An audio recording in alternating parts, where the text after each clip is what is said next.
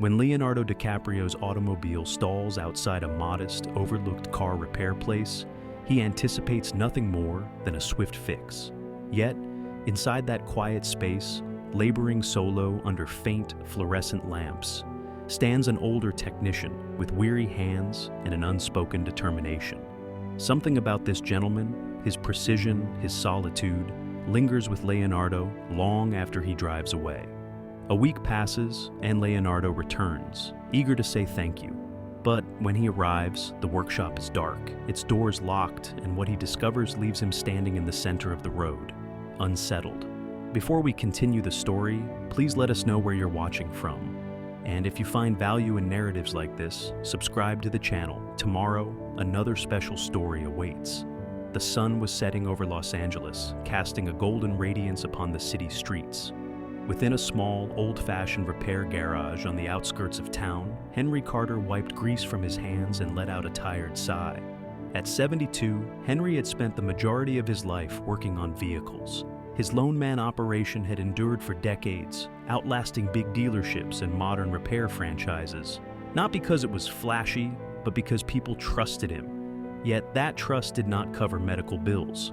Henry grimaced slightly, pressing a hand to his chest as he felt a too familiar pang. It had been happening more often lately, likely just fatigue, he assured himself. There was no time to be ill. Just as Henry was preparing to lock up for the evening, the unmistakable rumble of an engine fighting for life filled the air. Glancing over at the workshop entrance, Henry squinted at the sight of a deep red Ferrari, sleek, timeless, the kind of vehicle that belonged in a high-end showcase rather than his humble work area. The motor coughed and sputtered one last time before dying. Moments later, the driver's door swung open, revealing a tall man dressed in a dark leather jacket and jeans, removing his sunglasses. His demeanor was effortlessly cool, like someone belonging on a film set rather than a dusty garage. With a courteous yet calm expression, he approached Henry. "Evening? Think you could take a look?" Henry glanced at the automobile, then at the gentleman. There was something faintly familiar about him, but Henry couldn't pinpoint what. Probably just another wealthy fellow with a fancy ride, he thought. He let out a low grunt. "Too much luxury for my taste." The man laughed softly. "Yeah, but a car is still a car, right?" Henry gave a half smirk. A motor is a motor. Without further comment, he grabbed his toolbox and opened the hood, never realizing he had just encountered Leonardo DiCaprio. As Henry leaned into the motor, his practiced hands set to work, probing each element and evaluating the parts. The man stood nearby, arms calmly crossed, genuinely interested. "You work alone?" he inquired. "Always have," Henry responded gruffly but without malice. "Nowadays, nobody wants to actually fix things. They swap pieces out and charge you a fortune." The man nodded pensively. "I respect that. A real technician." Henry snorted. "You bet." But while he continued working, a sudden jolt of pain pierced his chest. He winced but quickly disguised it, shaking off the discomfort. Just a bit of strain, he told himself. Nothing he couldn't manage. He had a job to do. As the man leaned in slightly, watching a master at his craft, Henry murmured, "I can fix this.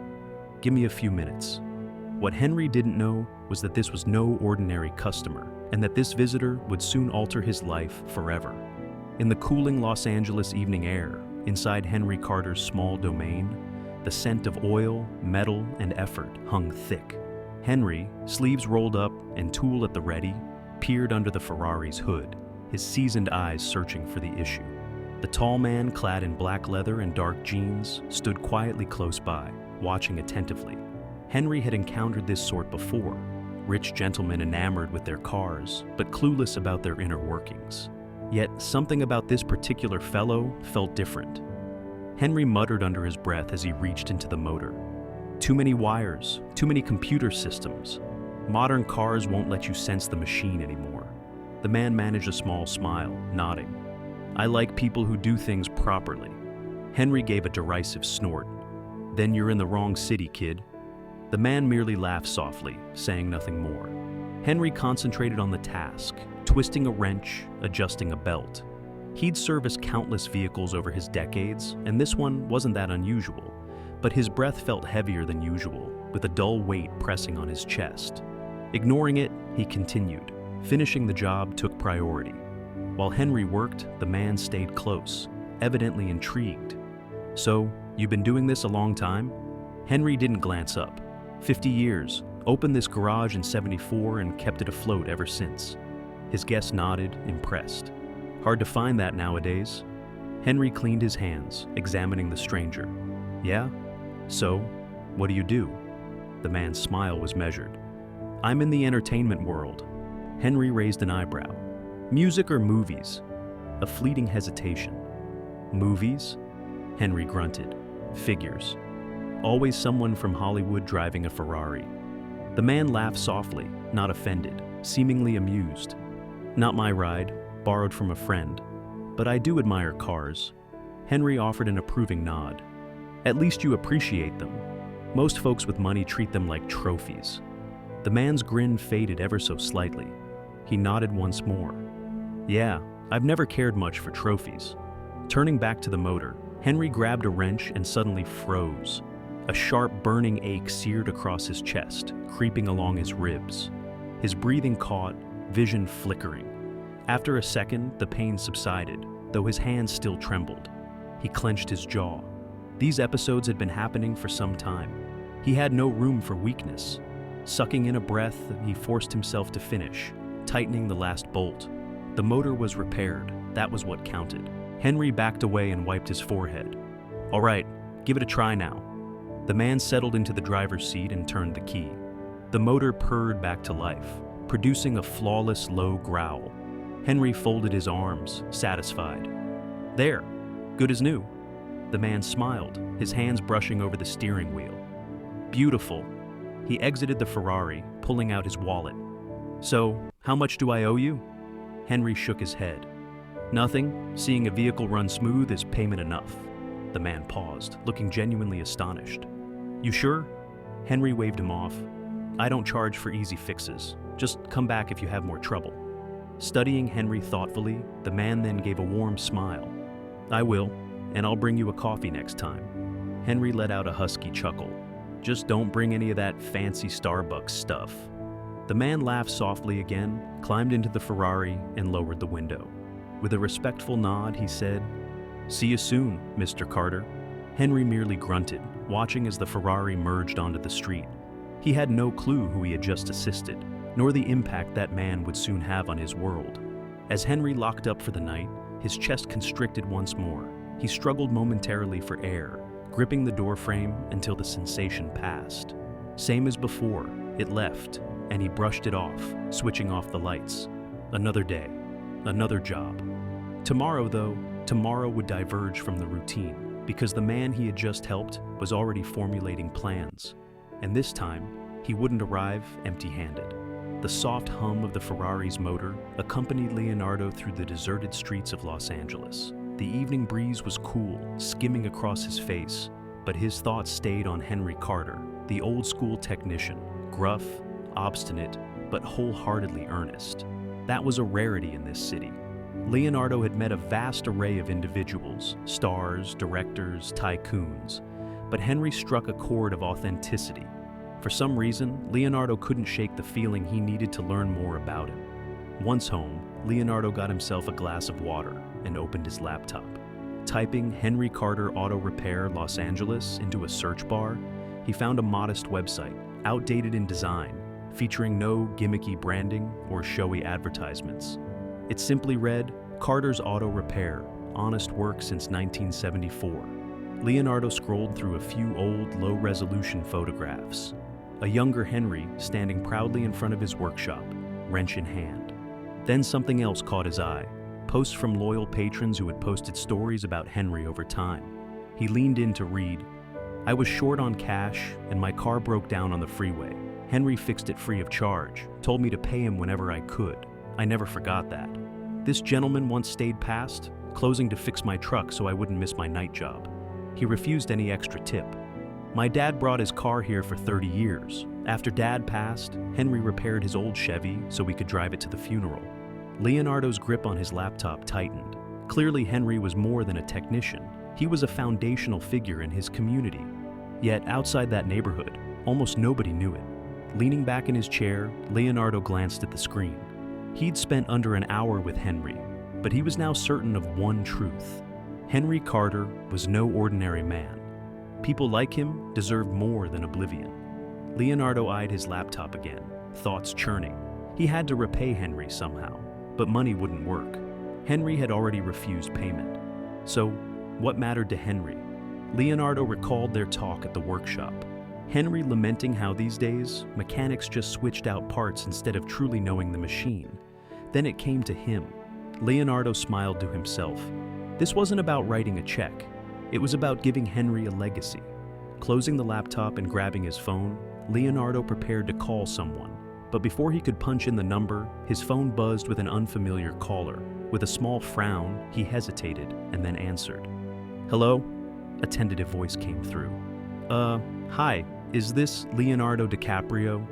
Leonardo straightened. "Who wants to know?" A weary sigh.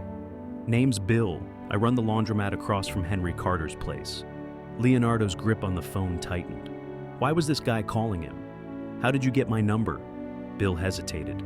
"Look, I know it's odd, but I saw you at Henry's workshop tonight and, well, I thought maybe you could help." Leonardo felt a cold drop in his stomach. "What happened?" Bill sighed, rubbing his beard. "Henry's in the hospital." A chill prickled Leonardo's skin. He had planned on returning to Henry's place tomorrow. Now he feared that would be too late. Snatching his keys, he rushed out immediately. Some debts couldn't wait. Henry Carter deserved more than becoming a disregarded memory. Leonardo didn't waste a moment, grabbing his jacket and keys and heading out the door. Henry Carter was hospitalized, and Leonardo sensed this wouldn't be a trivial stay.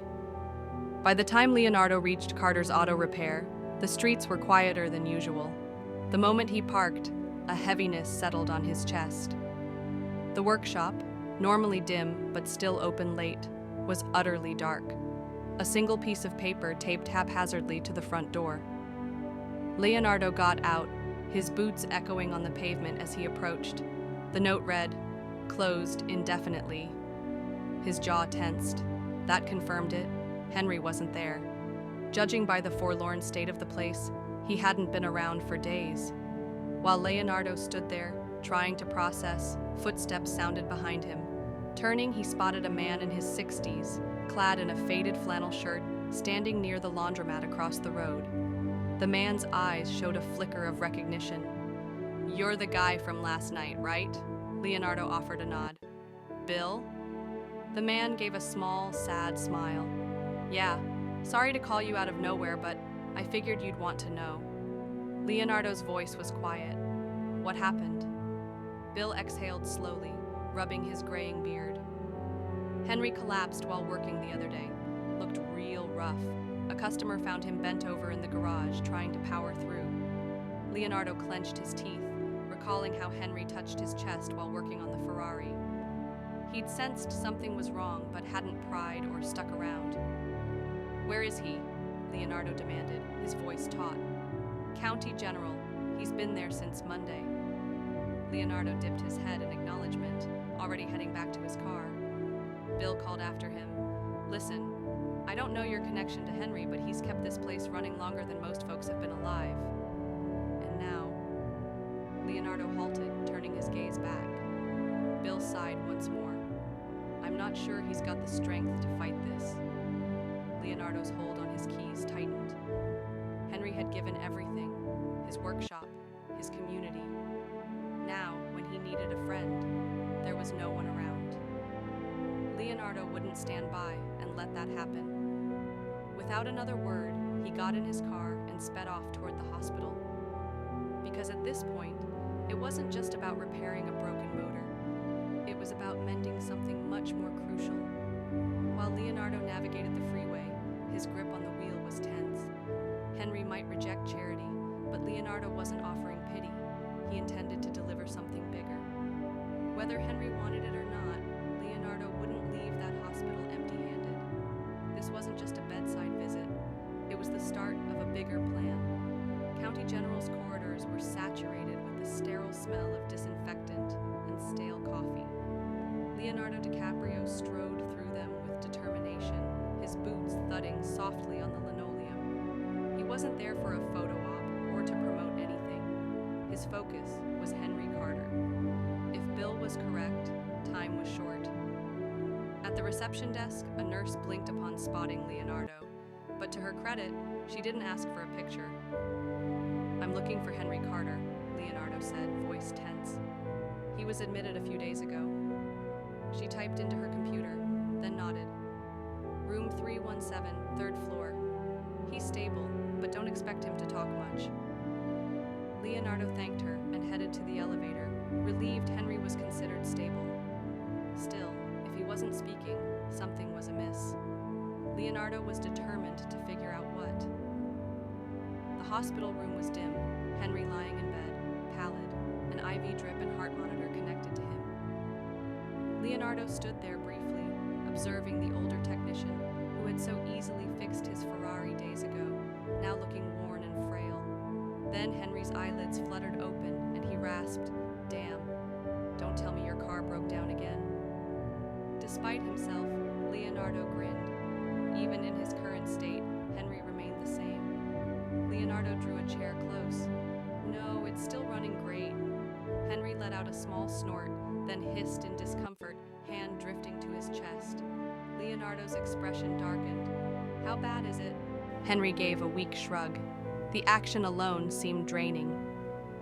"Doc says my heart isn't cooperating much. Kinda like a busted motor, except I can't just swap it." Leonardo clenched his jaw. This was no minor setback, and Henry was acutely aware. Leaning forward, Leonardo said, "Henry, I want to do something for you." Henry released a dry chuckle. "Kid, I know who you are. Loaded, famous, and whatever you say next probably involves money." Leonardo matched Henry's gaze. "Yeah, I want to cover your medical expenses." Henry turned his face away, giving no immediate response. After a long stillness, he shook his head. "No," Leonardo exhaled, frustration swirling in his chest. Henry's tone was unwavering. "I don't take handouts, kid." Leonardo studied Henry. He wasn't simply stubborn. He had spent his life standing on his own feet, and he wasn't about to change. Leonardo nodded. "Fine." If Henry refused direct help, Leonardo would need to get creative. Leaning back, he suddenly said, "You built something, Henry. Are you really going to let it vanish?" Henry scowled. "What the hell are you talking about?" Leonardo gestured vaguely. "Your shop, your life's work, all those people you've helped. What happens when you can't be there anymore?" Henry sighed, shoulders sagging. "Guess it shuts down." Leonardo tilted his head. "Does that sit right with you?" A heavy pause followed, and Leonardo sensed the gravity settling on Henry. Then Leonardo leaned closer. "I've got an idea." Henry's eyes narrowed. "I'm sure you do." Leonardo smirked. "Just hear me out." Henry had spent a lifetime fixing broken things. Now it was Leonardo's turn to fix something for him, whether Henry liked it or not. After Henry was deemed stable enough to be discharged, Leonardo got to work. Over the following weeks, the place changed drastically. The old Carter's Auto Repair sign came down, replaced by a new sign proclaiming an educational focus for the next generation. Henry fought him on the name. "I don't need my name plastered on a building." Leonardo only grinned. "It's not just a building, it's your story." That single remark silenced Henry. When the workshop reopened, attendance exceeded expectations. Former patrons, aspiring young technicians, even kids who'd never turned a wrench. Some wanted to see Henry again. Others came to learn. Leonardo stood by, watching Henry, still his gruff self, shout at a nervous 19-year-old holding a wrench incorrectly. "If you're gonna fix a vehicle, at least grip the damn tool like you mean it." The teen swallowed, adjusted his hand position, and tried again. Leonardo smiled to himself. Henry would never become mild-mannered, and that was precisely why everything worked. That evening, as Henry locked up, he spoke softly to Leonardo. "Guess I owe you one, kid." Leonardo gave a half-smile. "Nah, you've already repaid me." Henry furrowed his brows. "How the heck did I do that?"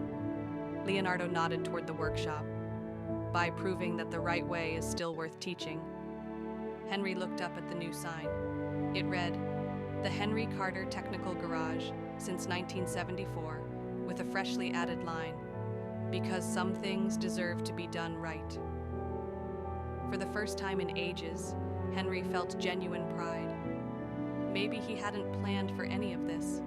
Perhaps life had thrown him an unexpected curve. But he now knew his tale wasn't finished, and thanks to Leonardo, it likely never would be.